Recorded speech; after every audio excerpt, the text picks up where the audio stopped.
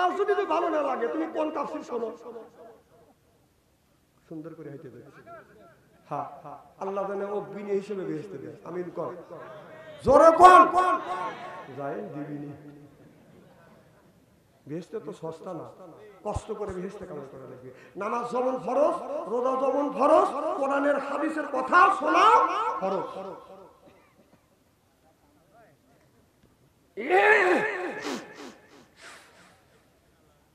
খুবই কি খারাপ দেখতেছে না? এবার মা কান্দে, ছেলেটা বলে মা কেন কান্দো? বলে বাবা রে, তোমার যে এই বোন আছে আজকে এই সরকারের পক্ষ থেকে তোমার বোনকে নিয়ে যাবে। আর মালদ্বীপের পাশে বাদান সমুদ্রের পাশে একটা কালী মন্দির আছে, ওই কালী মন্দিরে তোমার বোনকে রাখা হবে। দুষ্টু জেনার দানব বাসিয়া তোমার বোনকে খেয়ে ফেলবে, তাহলে এই মালদ্বীপের ভিতরে এরকম জলস্বর হবে না। ছেলেটা বলে ও গো মা, আমি তোমার সন্তান, তোমাকে আমি একটা ভালো পরামর্শ দেব মা। ও মা, আমার বোনকে আমার নানির বাড়ি পাঠিয়ে দেন, নানির বাড়ি পাঠিয়ে দেন। বলে নানির বাড়ি পাঠাইলে কি অবস্থা হবে? সব ব্যবস্থা আমি করব। এবার মেয়েটাকে নানির বাড়ি পাঠাইছে। এবার ছেলে বলে মা, আমার মশো জ্বালায় নাই, দাড়িও জ্বালায় নাই মা। ও মা, তুমি আমাকে আমার বোনের পোশাক পরাইয়া, মহিলা সুন্দর করে সাজগোজ সাজাইয়া, সাজগোজ করে সাজাইয়া আমার রাখিয়া দাও। সরকারের পক্ষ থেকে এসে আমাকে ওই দ্বীপে যখন নিয়ে যাবে, কালী মন্দিরে নিয়ে যাবে, তারপরে যা করার কথা আমি তাই করবো। চিল্লা বলেন আল্লাহু আকবার। আজার হলি তুমি কথা কল। আরে চিন্তা করছে এ তো আমার গর্বের ছেলে না, তাহলে এই ছেলের ওসিলে যদি আমার মেয়ে পাইছে যা, ও মরুক, ও মরে গেলে কাজ কেটা কথা কয় না।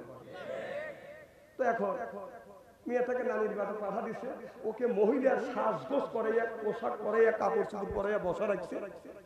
সন্ধ্যের সময়, সন্ধ্যের আগ দিয়ে সরকারের পক্ষ থেকে পুলিশ বাহিনী আসে, এসে বলতেছে কো তোমার মেয়ে খুব আর সুন্দর করে সাজা রাখছি, দেখা যায় খুব সুন্দর চেহারা, হাত ধরে বলতেছে চলো যাই। এবার এই হাবিব ছেলেটাকে নিয়ে আমার মায়ের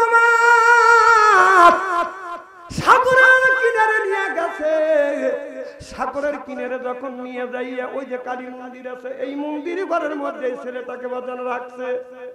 রাখিয়া বলে যুবক রে, তোমাকে রেখে গেলাম, আর সকাল বেলা যখন মারা যাবে এই ছেলেটাকে নিয়ে এসে যদি পুরাণের দরকার হয় পুরাইবে, এরপরে মাটি যদি দেওয়ার দরকার হয় মাটি দিবে। তাকে ওই ঘরের মধ্যে রাখিয়া বাইরের থেকে বাজান দরজা দিয়ে বাজান সরকারি পুলিশ বাজান চলে আসলো। দেখা গেল ওই যুবকটা আপনার ওই জায়গা, আপনার ওই জায়গা বাজান আপনার যাই নামাজের মাসাল্লায় দাঁড়া গেল। নামাজে দাঁড়াইয়া যুবকটা বাজান নামাজ পড়তেছে, নামাজ পড়িয়া আল্লাহর কাছে হাত তুলে কাঁদতেছে, আর সূরা ইয়াসিন বাজান তেলাওয়াত করতেছে। ইয়াসিন ইয়াসিন ওয়াল কুরআনিল হাকিম ইন্নাকা লামিনাল মুরসালিন।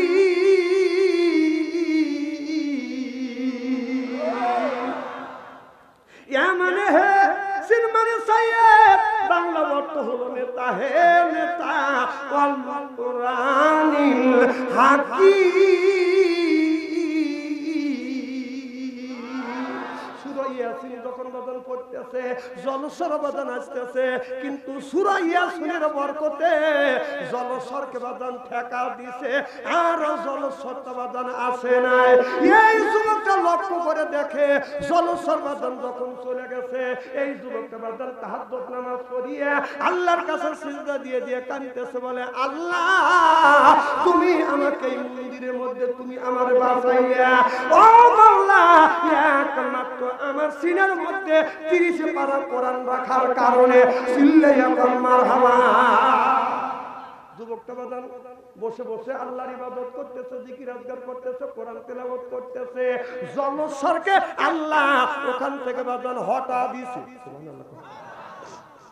একজন হিন্দু মিয়া মুসলমান মিয়াদের সাথে পড়াশোনা এরকম করে করে না, কি করে না, পড়াশোনা করে করতে করতে দেখা যাচ্ছে হিন্দুদের আদব আর মুসলমান মিয়াদের আদব এর মধ্যে পার্থক্য আছে না? আছে। এই মেয়েটা লক্ষ্য করে দেখে হিন্দু বান্ধবীরা যখন আপনার একটা জিনিস খাইতে শুরু করে বিসমিল্লাহ বলে খায়, কাজ যখন শুরু করে বাজান বিসমিল্লাহ বলে কাজটা শুরু করে। মেয়েটা মুসলমানের আদর্শ দেখে মনে মনে চিন্তা করলেন এই আদর্শই তো ভালো। হিন্দুদের মধ্যে মানুষ যদি মরিয়া যায়, মারা গেলে এই মানুষকে বাজান আপনার চন্দন কাঠ দিয়া বাজান সুন্দর করে পোড়ায়, এরপরে বাজান বাতাস দূষিত হয়, ও বাজান ওই মানুষটা বাজান কষ্ট পায়। আর মুসলমানের মানুষ যদি মারা যায় সুন্দর করে গোসল করাইয়া এরপরে কবরস্থানে বাজান কবরস্থ কইয়া রাখে, তারপরে বাজান সুখ আপনার দুর্গন্ধ বাজান বের হয় না, মাটির উর্বর শক্তি বাজান বেশি হয়। চিল্লাপান ঠিক কিনে? মেয়েটা মনে মনে চিন্তা করতে যে আল্লাহ যদি তুমি আমাকে জীবনে বাঁচা রাখো, আমি যদি বিয়ে করি মুসলমান সন্তানকে বিয়ে করব। লক্ষ্য করে দেখে মুসলমানের একটা ছেলে প্রত্যেক দিন বাজান ওযু দিয়ে বাজান মসজিদে যায়, মসজিদে থেকে নামাজ পড়িয়ে বাজান আপনার বাড়ির দিকে রওনা করে, কোনো দিকে তাকায় না। মেয়েটা মনে মনে চিন্তা করতেছে বিয়ে যদি করি এই যুবকটাকে আমি বিয়ে করব। আজকে আমাদের দেশের যুবকেরা বিয়ে করবার জন্য বাজান পাগল হায়া ভাই জোরপান ঠিক কিনা? এই যে মোবাইল ফোন আইসা দেশে ইজ্জত মাইরাছে, ছোট বড় সবার হাতে একটি করে রয়াছে। মোবাইল ফোন আইসা দেশে ইজ্জত মাইরাছে। 12 বছরে যা নিয়ে কাছে মোবাইল ফোন হাতে হাতে, কানের কাছে ফোন লইয়া ভাই প্রেমেরা লাভ করিতে আছে। ঠিক কবি এই যুবকদের হাতে মোবাইল উঠে যত উপকার হয়েছে অপকারের দিকটা সেটা বেশি হয়েছে। এরা মোবাইলে প্রেম আর ভালোবাসা করতে করতে প্রেমের সেঞ্চুরি করছে, প্রেম করতে করতে প্রেমের সেঞ্চুরি করছে। মোবাইলের মধ্যে প্রেম আর ভালোবাসা করতে করতে 10টা ভালোবাসা করছে। দেখেন এই আজকে একটা মেয়ে একটা ছেলে, বউ থাকে কয়টা? মানুষের স্বামী হয় একটা, স্বামী কয়টা হয়? কথা কয় না। স্বামী কয়টা হতে পারে? একটা।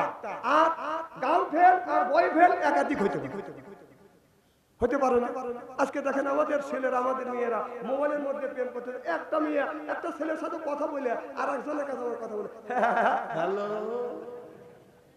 একটু আগে একটার সাথে কথা বললে এখানে আবার বলে হ্যালো। সিরিয়াল আছে, সিরিয়াল আছে। একদিন আমি বাড়ির ঢুকছি, দেখি একটা কুকুর এই জঙ্গলার মধ্যে বসে থেকে বলে ওই রকম করে। আর আগে দেখি যে খেরের পালার কাছে আপনার একটা কুকুর নি প্রসব বেদনা ডেলিভারি, মানে প্রসব বেদনায় কাঁদতেছে, গড়াগড়ি করতেছে, একবার উঠতেছে, একবার শুতেছে, একবার গড়াগড়ি করতেছে, এরকম করতেছে। আমি চিন্তা করলাম ও কত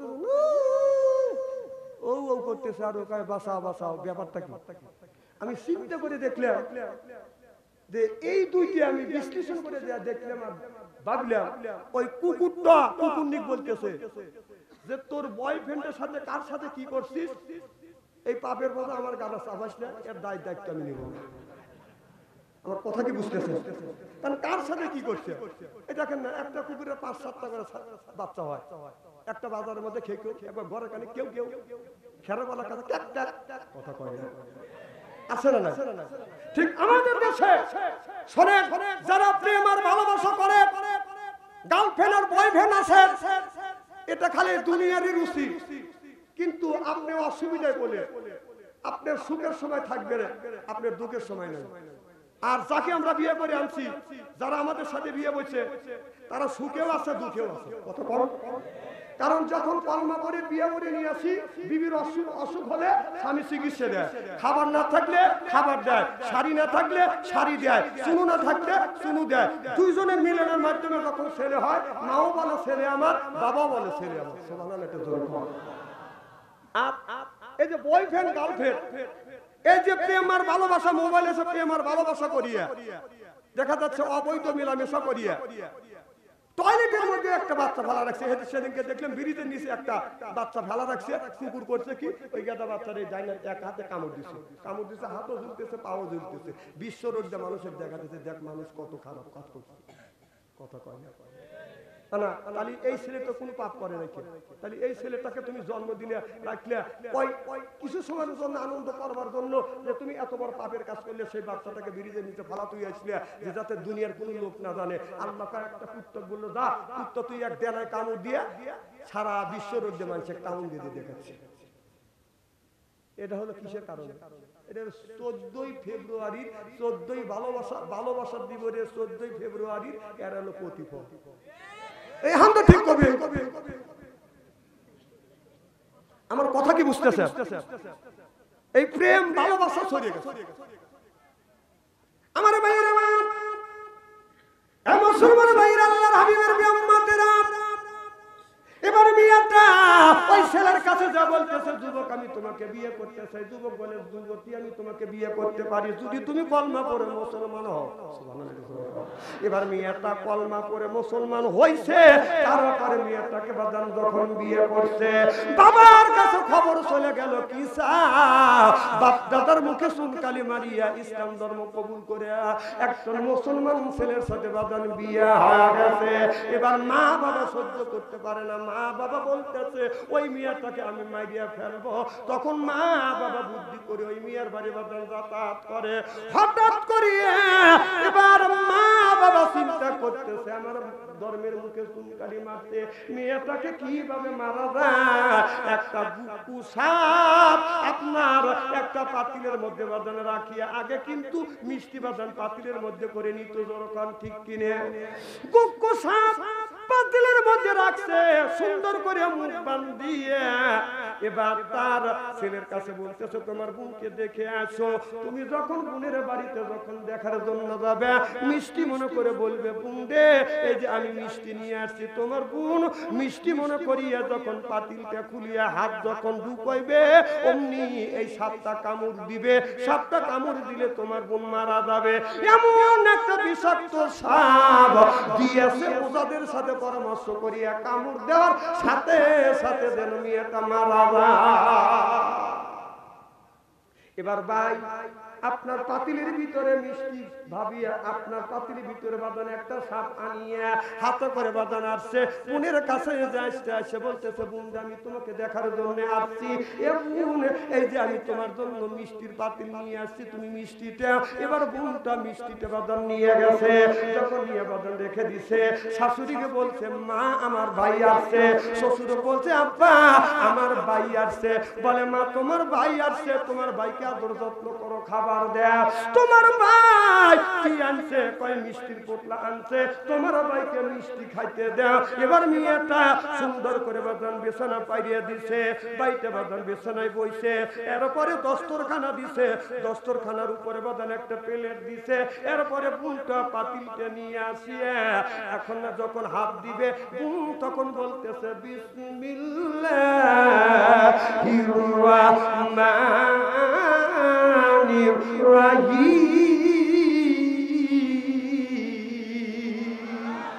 বিসমিল্লাহ কয়া যখন হাত দিছে, যুবকটা মনে মনে চিন্তা করতেছে, এখনই তো হাত যখন দিবে অমনি সাপ তো কামড় দিবে। কামড় দেওয়ার সাথে সাথে বোনকে যখন কামড় দিবে, তখন আমার বোন কামড়ের যন্ত্রণা, বিষের যন্ত্রণায় কামড়াবে, আমি দৌড় দেওয়ার চলে যাব। কথা বুঝতেছেন না? এবার ভাই দৌড় দেওয়ার জন্য যখন প্রতিসঙ্গীছে, বোনটা বিসমিল্লাহ বলে, বিসমিল্লাহির রহমানির রহিম বলে পাতিলের মধ্যে যখন হাত ঢুকাইছে, বাদান হাত দিছে, মিষ্টি আনিয়ে ভাইয়ের পাতের উপরে রাখছে। আবার যখন ভাইয়ার সহ্য হয়ে গেছে, এই পাতিলের মধ্যে আমি আনলাম সাপ, আর পাতিলের মধ্যে হাত দিল, মিষ্টি আসলো। আবার বিসমিল্লাহ কয়ে হাত দিছে, রাবক আইনা বাইরের প্লেটে দিছে, বিসমিল্লাহ কয়ে হাত দিছে, চমচম আইনা বাইরের পাতে দিছে, এরপরে বাদান বিসমিল্লাহ কয়ে হাত দিছে, রসমালাই বাইরের প্লেটে বাদানে রাখছে। এবার বোন বলতেছে, ভাই তুমি খাবার খাও, মিষ্টি খাও না কেন? ভাই মিষ্টি খাওয়া বাদ দিয়া বোনের মুখের দিকে তাকাইয়া চোখের পানি ছেড়ে দিয়ে দাদা করে কান্দে। এবার বোন বলে, ভাই রে কেন তুমি কান্দো? বলে বোন আমি সত্য কথা বলবো, তুই বিশ্বাস করবি কি করবি না আমি জানি না। মা বাবার সাথে পরামর্শ করিয়ে তোমাকে মারার জন্য মিষ্টির পাতিলের ভিতরে আমি সাপ ভরে আনছি। তুমি মিষ্টি মনে করিয়ে পাতিলে হাত দিলে এই বিষাক্ত সাপ তোমাকে সবল দিলে, কামড় দিলে তুমি বাঁচবে না, তুমি মারা যাবে। তুমি যখন পাতিলের মধ্যে হাত দিছো আমি জানি সাপ তোমাকে কামড় দিবে, এখনই তুমি মারা যাবে। আমি দৌড় দেওয়ার জন্য প্রস্তুতি নিয়েছি, কিন্তু উল্টোটা হয়ে গেল। বিসমিল্লাহ বলে তুই হাত দিলি, পাতিলের মধ্যে থেকে বিভিন্ন রকমের মিষ্টি বের করে করে আমার পেটেতে তুই দিলি। এটা কি? এবার বোন বলতেছে ভাই দেখ পাতিলে তো সাপ নাই, পাতিল ভর্তি মিষ্টি আর চমচমের আবসাই। আল্লাহু আকবার। তাহলে বলুন বিসমিল্লাহ দাম আছে না না? এজন্য সব কাজে শুরুতে আমরা বিসমিল্লাহ বলবো ইনশাআল্লাহ। আমার ভাইরা, কোন মা আগেকার মায়েরা দাঁত যখন রান্না করতে যাইতো এক মুঠ চাউল নিয়ে বিসমিল্লাহ আবাদান দিত। সুবহানাল্লাহ। এক সর্বপ্রথম এক মুষ্টি চাউল নিয়ে আলাদা মুষ্টির চাল রেখে দিত। কতক্ষণ? আর এখন কিন্তু মুষ্টির চালে রাখে না, কি কোন রাখে? বিসমিল্লাহির রহমানির রহিম বলে বাদান পাতিলে চাউল দেয়, বিসমিল্লাহ বলে বাদান পানি দেয়, ভাতে রান্না বাদান শুরু করে দেয়। আজকে আমাদের সমাজের মধ্যে বিসমিল্লাহর আমলটা উঠে গেছে, দেখে আজ সমাজের মধ্যে থেকে বাদান বরকত উঠে গেছে। জনগণ ঠিক কিনে? ওই যে ছেলে মালদ্বীপের কথা মনে আছে কি? বলবো আমার ভাইরা, আমার ওইটা শেষ করে আবার কয়টা ধরে কয়টা শেষ করবে আল্লাহই ভালো জানে। আজকে আইসি বর্ষার মনে ধরছি ওয়াজ, সহজে ছেড়ে দেবো নাকি? কি ভাবছে? কারণ আমি যতক্ষণ ওয়াজ করবো আমার একটা টার্গেট আছে। টার্গেট যতক্ষণ পর্যন্ত ফিল আপ না হবে, ফরিদ ভাই যদি মাইক্রোফোন টানিয়েও নেয় তারপর আমি ছেড়ে দেবো। কারণ আমার একটা টার্গেট আছে। টার্গেট সব কাজে টার্গেট আছে না? আপনারা বিশ্বকাপ ফুটবল খেলা দেখছেন, বিশ্বকাপ ফুটবল খেলায় আপনার টার্গেট আছে যে বল কর্নারে বসা কিক করে গোল দিবে, পারলে 3 লক্ষ টাকা পুরস্কার। কথা কন? আর বাংলাদেশের মমতা যদি উল্টো পাল্টা নাচ দেখা, যদি 4-5 গান গান গাইতো সে পাইছে 20 লক্ষ টাকা। সেই মমতাদের গান গুলি কি বলবো? নাউজুবিল্লাহ। আবার কর, আবার কর। মোরগ মুরগি ফরজ গোসল করে নাই জীবনে, সেই মুরগির দিয়ে মোল্লা তুমি খাও দিয়ে কমবি দেন রে। মিষ্টি তুই খাইছ না? হ্যাঁ, ডিম তুই খাইছ না?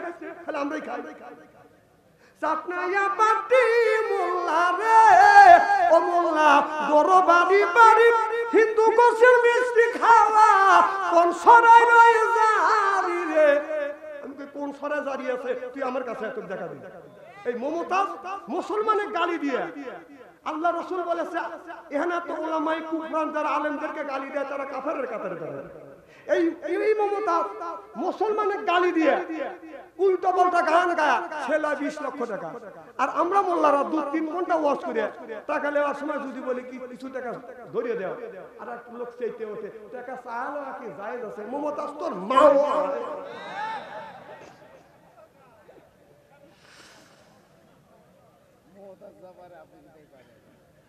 না না, তা পারবো কেন? কারণ মমতাজ আল্লাহ রাসূলের জাতীয় সংসদ ভবন ছিল মসজিদে নববী। সুবহানাল্লাহ।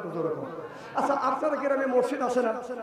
এই আপনাদের গ্রামের মসজিদে মমতাজের মতো নর্তিক এসে যদি উল্টো পাল্টা ড্যান্স দিত, গান গাইতো, আপনারা যাইতেন না শুনতেন? যাইতেন? কয়েক যাইতো না, কোথায় যাইতো?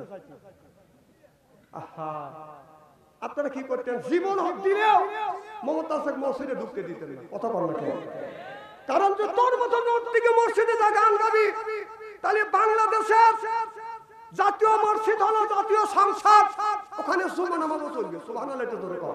কারণ আল্লাহ রাসূল নববীতে যদি জুমা নামাজ পড়ে থাকে আমাদের জাতীয় সংসদে নামাজ চলবে। এই জাতীয় সংসদ ভবনে আপনার বাংলাদেশের 16-20 কোটি মানুষের রিজিক যেই জায়গা বন্টন হয় সেই জায়গা মমতাজের মতো নর্তকী নাইসিয়া গায়া সংসদটাকে নষ্ট করছে। নষ্ট করে আর বুবু নাই। বু বলেছে আমার বহু মমতাজ কোথায় পালাইছে আমার বুবু, মমতাজ কোথায় পালাইছে, উল্টা পাল্টা নাচ দেখাইয়া সংসদ নষ্ট কইরাছে আমার বুবু, মমতাজ কোথায় পালাইছে। কোথায় রইলেন কাদের কাকা কামরুল ইসলাম হাসান দাদা, কোথায় রইলেন কাদের কাকা কামরুল ইসলাম হাসান দাদা, ছাত্রদের ওই রক্ত নিয়ে গুলি খেলেছে আমার বুবু, মমতাজ কোথায় পালাইছে। কোথায় সাবেক প্রধানমন্ত্রী তোমার কথা কি যে বলি, দলের মানুষকে ফেলে রেখে দিল্লি পালাইছে আমার বুবু, মমতাজ কোথায় পালাইছে। টিভির সামনে বসে খেলা হবে, খেলা হবে, খালি খেলা হবে, যখন ঠিক কিনে যখন খেলা হবে খেলা পাবলিক কয়দিন সহ্য করবে, পাবলিক যখন খেলা করবার জন্য যখন রেডি হয়েছে তাকে দেখে প্লেয়ার মাঠে নাই নাই পলাইছে পলাইছে বা দাড়ি কেটে কথা কয়। আচ্ছা, বাংলাদেশে জামাতে ইসলাম আর বিএনপির উপরে যত নির্যাতন হয়েছে এত বাংলাদেশের কোন দলের উপরে নির্যাতন শুরু করে না। তারপরে বাংলাদেশের বেশিরভাগ আলেম ওলামার উপরে যত নির্যাতন করছে কোন আলেম ওলামা দেখছেন হাফেজ কারি মাওলানা দাড়ি কেটে পালাইছে। তোমরাই বললে খেলা হবে, খেলার জন্য যখন মানুষ রেডি হয়েছে দরজা দাড়ি কেটে পালাইছে। দরজা আগে যাদের দাড়ি ছিল তারা কাইটিয়া মাহুন্দ সাজছে, আর যাদের দাড়ি আসলে না ওরা দাড়ি রেখে দরবেশ বাবা সাজছে। কথা কও, শোনো শোনো, ডাক্তার ইন্নু যতদিন আছে আমি একটা সুপরামর্শ দিচ্ছি আপনাদের, ডাক্তার ইন্নু যতদিন আছে একদিন তোমরা খালি দোয়া ইন্নুস করতে থাকো। যদি নির্বাচিত সরকার আছে, যদি ইটের দেল দিয়ে থাকো পাথরের দেল খাওয়া লাগবে। এমন প্রচার রাজনীতি করলে এখন গড়ও সারা লাগে, বাড়িও সারা লাগে, গ্রামও সারা লাগে, এরপরে আপনার বাড়িঘর বেচাও লাগে। পচা দল করে লাভ কি? এমন দল করো যে গ্রামে থাকতে পারো না। ওই দল তো আরো লোক করছে, তারা কি পালাইছে? তাহলে তুই পালালি কিসের লেগে? তাহলে বোঝা গেল নিশ্চয়ই তুই মানুষের অন্যায় করছিস। আপনারা উল্লাপাড়া থানায় একটা ইমাম আসলে নামে আসলে ইমাম এক ওয়াক্ত নামাজ পড়ে না।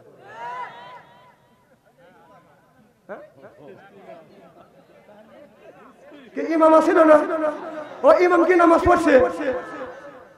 এক নম্বর লুচ্চ আসিল, জানে খবর আমাদের কাছে আছে। ওই জায়গায় মাহফিল করে গেছি, মাহফিল বন্ধ করে দিছে, আমার বোনের ডিস্টার্ব হবে, হাই রে শালা খারাপ, আমি তো লালিবাই করি। থাক থাক,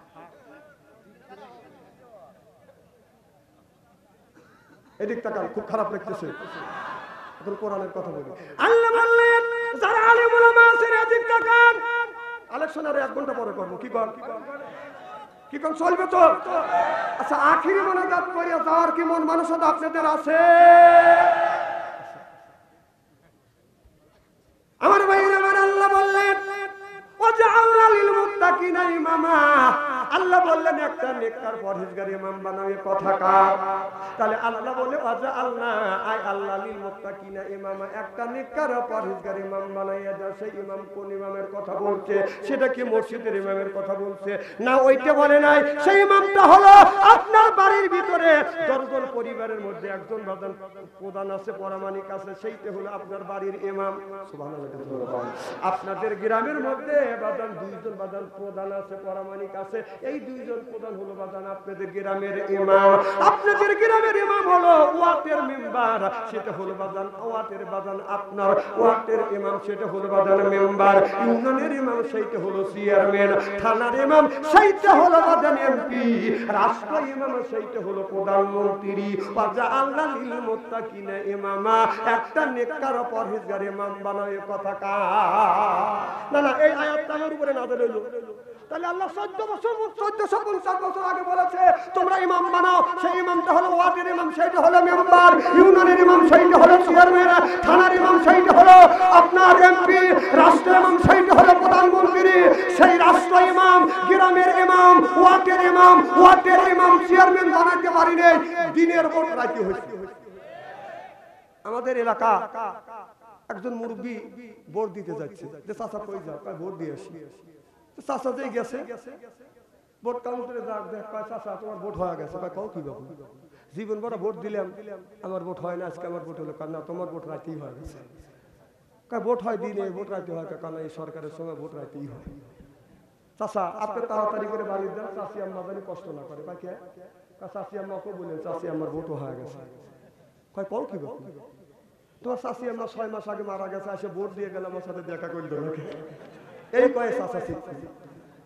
আর সব মানুষ আসে, চাচা কি হয়েছে? না 6 মাস আগে তোমার চাচি আম্মা মারা গেছে, এসে ভোট দিয়ে গেল, আমার সাথে দেখা করলো না। এই কাকা আনতেছে এই মুহূর্তে কাকা প্রচুর ভোট পাইছে, প্রচুর ভোট পাইছে। তো প্রচুর ভোট পাইবে আর পলাইছে ওকে কথা কও না। শোনেন, বেশি পারা ভালো না।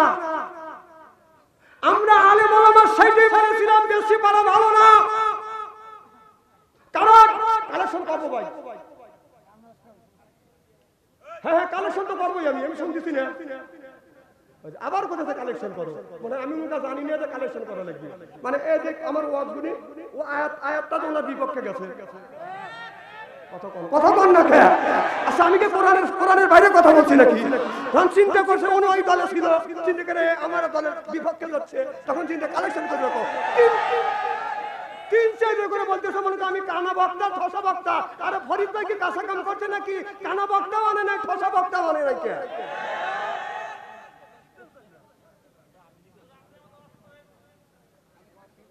ও টেনশন করে না, বাচ্চা আনসারি ওয়াজ ছাড়িয়ে দেওয়ার লোক না।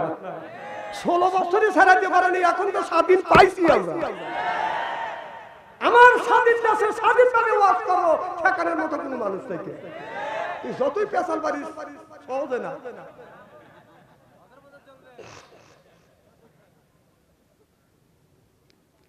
আমার ভাইয়ের আমার ভালো করে লক্ষ্য করে শুনুন, মানুষ যদি মারা যায়, এই মানুষ যদি মারা যায়, এই মানুষকে আপনার কবরের মধ্যে বাঁধন রাখবে। কবরের মধ্যে রাখার সাথে সাথে বাঁধন 3টা প্রশ্ন করবে মুনকার নাকির ফেরেশতা। সর্বপ্রথম 3টা প্রশ্ন করবে, বলবে মান রব্বুকা ওয়া মা দীনুকা ওয়া মা নাবিয়ুকা, বলো তোমার রবকে, তোমার ধর্ম কি, তোমার নেতাকে। ওই দিন যদি সওয়ালের জবাব সঠিকভাবে দিতে পারি, কবর হবে জান্নাতের টুকরো। দরকার আল্লাহু আকবার। বলবে মান রব্বুকা, তোমার রবকে। আপনি বলবেন রব হলো আল্লাহ। আমার দিনুকা, তোমার দিনকে, দিন হলো ইসলাম। আল্লাহ বলেছে ইন্নাল দীনা ইনদাল্লাহিল ইসলাম, আল্লাহর মনোনীত ধর্ম হলো ইসলাম। এরপরে বলবে ফেরেশতারা বলবে বলো মান নাবিয়ুকা, তোমার নবীকে। লোকটা বলবে নবী মুহাম্মদুর রাসূলুল্লাহ। এরপরে ফেরেশতা বলবে এই জিনিসটা তুমি কোথায় পাইছো? আপনি আমি যখন বলবো কোরআনের মধ্যে পাইছি। এবার রহমতের ফেরেশতা চলে যাবে, ওই কবরটা জান্নাতের টুকরো হয়ে যাবে। সুবহানাল্লাহু আকবার। তাহলে প্রশ্ন হবে কয়টা? এই যে 4টে টাকার জোরকান কয়টা? 1 নম্বর প্রশ্ন করবে মান রব্বুকা, আমার দিনুকা, আমার নাবিয়ুকা। এই 3টা প্রশ্নের উত্তর যখন সঠিকভাবে আপনি দিবেন, তখন আপনাকে প্রশ্ন করবে যে এটা আপনি কোথায় পাইছেন। তখন আপনি যখন বলবেন কোরআনে পাইছি, সুবহানাল্লাহ। এটা জোরকান। তাহলে প্রশ্ন হলো কয়টা? 4টা প্রশ্ন কবরের মধ্যে হবে। এই প্রশ্নের উত্তর দেওয়ার জন্য প্রস্তুতি থাকে। যদি উত্তর যদি না দিতে পারেন, যখন বলবে রব আল্লাহ, রব মানে কি? আরো জোরে। রব, তিনি যদি রব হয়, তাহলে রবের কাজটা কি? রবের দাসত্ব করা লাগবে আমাদের। তাহলে এটাও তো রাজনীতি। রব তো রাজনীতির কথাই বলছে, তাহলে এটাও তো রাজনীতি হয়। আমার ভাইয়ের আমার, আপনি যদি প্রশ্নের উত্তর দিতে পারেন, মানুষ যখন মারা যাবে, আপনার আমার আব্বা আমি আপনি যখন মারা যাব, আমার জান আমি আপনি যখন মারা যাব, তখন আপনার কিছু লোক গোসল করবে, কেউ কবর খনন করবে। কবর খনন করিয়ে আপনাকে আমাকে যখন কবরের দিকে বাদনে নিয়ে যাবে, নিয়ে যাইয়া বাদন কবরের মধ্যে বাদন কবরস্থ করবে, বলবে বিসমিল্লাহি ওয়া বিল্লাহি ওয়া আলা মিল্লাতি রাসূলিল্লাহ, আমি আল্লাহ এবং নবীর দলে তোমাকে ভর্তি করে দিয়ে গেলাম। আল্লাহু আকবার। আপনি যদি নবীর কাজ কইয়া থাকে আল্লাহর নবী তার রহমতের কোলে বাঁধান উঠা নিবে আর নবীর কাজ যদি না করেন আল্লাহর নবী আপনার সাবিনদার জিম্মাদার হবে না যখন ঠিক কিনে তাহলে কবরের মধ্যে যাওয়ার সাথে সাথে ওই লোকটা এদিকে মুসে মোল্লা মানুষের সব কবরের মধ্যে উত্তর পালে মাথা দিয়া উনি দক্ষিণ পালে মাথা দিয়েছে উত্তর পালে পা দিছে দিয়ে চিন্তা করতে আজরাইল তোমাকে শোয়াই ভালোছি ও ভাবছে আমাকে আজরাইল শোয়াইছে তখন চিন্তা করতেছে আজরাইল এসে বলবে মান রব বোকা বল তোর রবকে তখন যখন বলবে তোর রবকে আমি কিছু বলবো না আজরাইল দেখবে দুই একটা গুঁতো মুতো দিয়ে দেখবে যে লোকটা মরে গেছে থুইয়া যখন চলে যাবে আমি উঠে দৌড় দেবো আসলে কি জিনিসটা তাই তখন এই আমরা ৫-৬ জন লোক পাওয়া করতে করতে যখন যাচ্ছি মুসে মোল্লা মনে মনে চিন্তা করতেছে আজরাইল পাইরে ভালাতে ৪-৫ লোক নিয়ে আসতেছে ও বাবা আইসা দেখি যে কথা সেই কাম উনি দক্ষিণ পেলে মাথা দিয়ে উত্তর পেলে পা দিয়ে আছে লোক চিন্তা করতেছে হাদিস সাহেব বলছে আরে বিচারাটা মারা গেল রে মুসলিমুল্লাহ মারা গেছে এই কথা চলিয়ে যায় দেখুন কি আমি দৌড় দেবো তার ওই লোকটা কি আর কবরের মধ্যে থোয়া যাবে কারণ কেউ হাত করে ধরছে কেউ পা পরে ধরছে দুজন দুই হাত ধরছে একজন পা ধরছে আমার কা তুইও ধর গেদা আমাদের এলাকা তো ছেলেদের গেদা কয় কথা বলতে তা আমি একটা পা পরে ধরলি যে পাও দাপ পাচ্ছে মুসে বললো আমি কত বুঝি না তো মুসিমুল্লাহ চিন্তা করতেছে আমাকে দৌড়ি আমাকে দুই একটা আমাকে আচার দিন ওখানে আসার কাম পাচ্ছে নাকি যখন হাত পা ধরে উঁচু করছে তখন চিন্তা করতে আচার দিবে দে দুই একটা আচার দে তাও আমি কিছু করবো তাই নিয়ে যখন তুলছে তাও মুসিমুল্লাহ কতক্ষণে তাই নিয়ে যখন গোরস্থানে বাইরে নিয়ে গেছে তখন মুসিমুল্লাহ কইছে আল্লাহ আল্লাহ যেই কইছে আল্লাহ সব চিন্তা করে খেলে লোক না মরা থুয়ে যাই রে দৌড়ে দাদা আজরাইল যখন আসবে কিছুই কুলাবে না আমার আগে এই বাড়িতে বাস করেছে অনেক জৌর আমার আগে এই বাড়িতে বাস করেছে অনেক জৌর আমি একদিন চলে যাব থাকবো না আর বেশিক্ষণ ঠিক কিনা মা বাবা আত্মস্বজন অনেকেরই দুনিয়া থেকে বিদায় হয়ে গেছে তো বাবা অনেকের মা নাই অনেকের বাবা নাই যার মা নাই যার বাবা নাই সেই মায়ের ব্যথা বলবে যার মা মারা গেছে সেই মায়ের ব্যথা বলবে আপনাদের মা বাবার মনে তো কষ্ট দেন খবরদার মা বাবার মনে কষ্ট দিয়ে আল্লাহর জান্নাতে যাওয়া যাবে আমার মায়েরা আল্লাহ পরে সবাইকে রাখতে ভালো ঘটনা শোনো বাবা তুমি যদি আল্লাহ পরে শহরে যাও রাত আসতে যদি রাত 12টা হয় বাড়িতে এসে দেখবে বাড়ির সব মানুষ ঘুমাইছে খবর নাই তোমার ভাই বোন সব ঘুমাইছে বাবু ঘুমাইছে তোমার স্ত্রী ঘুমাইছে কিন্তু দুইজন মানুষ ঘুমাই নাই একজন মানুষ রাস্তা আগা গেছে সেই ব্যক্তি হলো বাবা আর একজন ব্যক্তি তোমার খাবার নিয়ে লেপের নিচে ঠান্ডা খাবার ঠান্ডা হবে লেপের নিচে তোমার খাবার রেখে দিছে ওই মানুষটা হলো মা জোরকাল ঠিক কিনে খবরদার ওর মার মনে কষ্ট দেওয়া যাবে যার মানে সেই মায়ের ব্যথা বাজে যুবক তুমি যদি আজকে ব্যায়াম চালাইয়া যদি তুমি আজকে 500 টাকা ইনকাম করে থাকো সকালবেলা ফজরের নামাজ পড়িয়া মার কাছে যাইয়া বসিয়া পায়ের উপর হাত রাখিয়া পায়ে হাত রাখিয়া যদি চুমা খায়া মার কাছ থেকে দোয়া নিয়ে যদি কাজে যাও প্রত্যেকদিন যদি তুমি 500 টাকা ইনকাম করো অন্য দিন আল্লাহ 200 টাকা বরকত দিবে কারণ যেই তোমার হাত তোমার মার পায়ে লাগছে মোল্লা আলী কারিম রহমাতুল্লাহ আলাইহি বলেছে যারা মা বাবার পায়ে হাত রেখে চুমো দিবে তারা আল্লাহর জান্নাতের খাম্বায় চুমো দেয় সেই মারে কষ্ট দেয় অনেক মানুষ আছে মা মারে বাবারে মারে দরকার ঠিক কিনে মারে মারো না বাবারে মারো না একটা বাস্তব ঘটনা বলবো মা কষ্ট করে সন্তানটাকে বদন মানুষ করছে বদনা এরপরে মাস্টার ডিগ্রি বদন পাস করাইছে এই ছেলেটাকে বদন 50,000 টাকা দিয়ে বদন ঘুষ দিয়ে বদন চাকরি দিতে এই ছেলেটা যখন চাকরি গেছে মার কাছে বলছে মা আমি জ্যৈষ্ঠ মাসে বাড়িতে আসবো মা যখন মার কাছে ফোন করছে মা আমি জ্যৈষ্ঠ মাসে আমি জ্যৈষ্ঠ মাসের 1 তারিখে আমি ছুটি পাবো আমি বাড়িতে আসবো এই কথা শুনিয়ে আমার ওই মা রিজাউল করিম বাড়ির বাড়ি থেকে বাদান একটা ফুজলি আম রেখে দিছে, এরপরে ফরিদ ভাইয়ের বাড়ি থেকে বাদান একটা ছায়া আনছে, বাদান একটা ল্যাংড়া আম, আর এক বাড়ির থেকে সন্তানের জন্য জাম নিয়ে আসছে, আর এক বাড়ির থেকে কাঁঠাল আনছে, আর এক বাড়ির থেকে বেল আনছে, কলা আনছে, রাইখে দিছে। আমার সন্তান 1 তারিখে আসবে, এই ছেলের জন্য মা কলা কলা খাবার, এরপরে আম জাম যত ফল ফলসি আছে ছেলের জন্য বাদান রাইখে দিছে। 1 তারিখের কাছে 10 তারিখ হয়ে গেছে, ছেলেটা বাদান আসে না, বাদান মোবাইল নাই, কাছের বাড়ির মানুষের কাছ থেকে মোবাইল করছে ছেলের কাছে, আব্বা তুমি না জ্যৈষ্ঠ মাসের 1 তারিখে আসবে, সরকার কি তোমাকে ছুটি দেয় নাই? এবার ছেলে বলে মা আমি আইছি, সরকার ছুটি দিছে, আমি আসছি, তুমি